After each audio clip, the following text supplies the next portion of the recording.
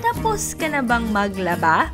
Pero after mong malabhan ang damit, hindi siya amoy melon, bagkus melon amoy? Ito ang mga maaaring dahilan. Marumi o kailangan nang linisin ang washer. Overloaded ang washing machine. Hindi sapat ang tubig sa washing machine. Maaari ring may odor-causing bacteria ang damit o ang washer.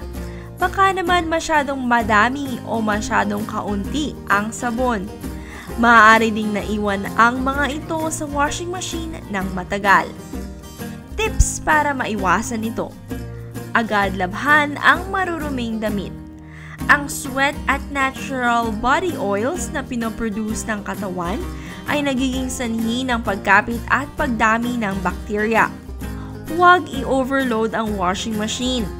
Maglaan ng at least 1/4 space para makaikot ng maayos ang mga nilalabhan. Huwag ding gumamit ng sobrang detergent. Matatrap lang ito sa mga damit at hindi mababanlawan ng maayos. Magiging sanhi din ito ng mold growth. Sa kabilang banda, ang kakulangan sa detergent ay di makakalinis ng damit. Siguraduhing sundin ang detergent packet or bottle para sa tamang sukat at instructions. Iwasan din ang paggamit ng fabric softener o masyadong mababangong detergent. Subukang magdagdag ng 1/4 cup ng baking soda sa sabon. Maaari din gumamit ng distilled vinegar imbes na bleach. Maaari din gumamit ng hot water cycle sa machine kung available ito.